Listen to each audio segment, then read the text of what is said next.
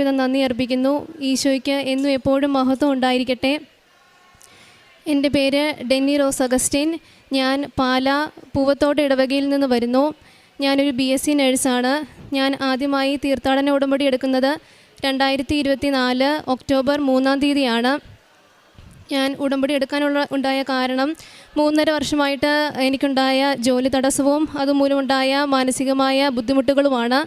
ഞാൻ 2020 നഴ്സിംഗ് പഠനം പൂർത്തിയാക്കിയതിന് ശേഷം OET ദൈവാനുഗ്രഹത്താൽ പാസ്സായി.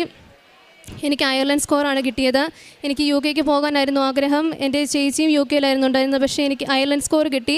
തുടർന്ന് എഴുതാനുള്ള പൈസ ചിലവ് കൊണ്ടും OET നല്ല പാടായിരുന്നതുകൊണ്ടും ഞാൻ അയർലൻഡ് പ്രോസസ്സിങ്ങുമായിട്ട് മുന്നോട്ട് പോകാനായിട്ട് തീരുമാനിച്ചു. അങ്ങനെ എൻ്റെ പ്രോസസ്സിങ് നല്ല ഡിലേ ഉണ്ടായിരുന്നുവെങ്കിലും അതെല്ലാം ഈശോയുടെ അനുഗ്രഹത്താൽ കംപ്ലീറ്റ് ആയി. അങ്ങനെ ഞാൻ ഇൻ്റർവ്യൂവിന് വേണ്ടി നോക്കി തുടങ്ങിയപ്പോഴാണ് മനസ്സിലായത് ഞാൻ വർക്ക് ചെയ്തുകൊണ്ടിരുന്നത് ഗൈനക്കോളജി ഡിപ്പാർട്ട്മെൻറ്റിലാണ്. അപ്പോൾ അങ്ങോട്ടേക്കുള്ള വേക്കൻസീസ് എല്ലാം വളരെ കുറവാണ്, അല്ലെങ്കിൽ ആ ഒരു സമയത്ത് ഇല്ലയെന്ന് തന്നെ വേണേൽ പറയാം. അങ്ങനെ ഞാൻ വീണ്ടും ട്രൈ ചെയ്തുകൊണ്ടിരുന്നു. ഓരോ ഏജൻസികളെയും വിളിച്ചുകൊണ്ടിരുന്നു. ഞാൻ പ്രോസസ്സിങ് ചെയ്തുകൊണ്ടിരുന്ന ഏജൻസി നഴ്സിംഗ് ഹോമിലേക്കായിരുന്നു മെയിനായിട്ടും കൊണ്ടുപോകൊണ്ടിരുന്നത്. അങ്ങനെ പല ഏജൻസികളെ വിളിച്ചു. എല്ലായിടത്തു നിന്നും നോ എന്നുള്ളൊരു ഉത്തരവാണ് കിട്ടുന്നത്. അങ്ങനെ എന്നാലും പ്രതീക്ഷ ഞാൻ കൈവിടിഞ്ഞില്ല. ഞാൻ പ്രത്യേക സാഹചര്യം കൊണ്ട് റിസൈൻ ചെയ്ത് ഞാൻ വീട്ടിൽ വന്നു.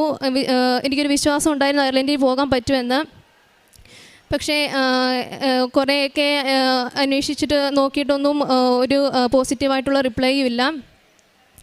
അങ്ങനെ ഇരിക്കെ ഒരു ഏജൻസീനെ വിളിച്ചപ്പോൾ അവർ പറയാനിടയായി, ഇനിയിപ്പോൾ ഇൻ കേസ് എനിക്ക് ഇൻ്റർവ്യൂ കിട്ടുവാണെങ്കിൽ തന്നെയും അയർലൻഡ് പോയി കഴിയുമ്പോൾ എൻ്റെ OET വാലിഡ് ആയിരിക്കണം. അപ്പോഴേക്കും എൻ്റെ OETയുടെ വാലിഡിറ്റി ഇനി 2 മാസവും കൂടെ ഉള്ളൂ എന്നുള്ളൊരു അവസ്ഥയിലെത്തി.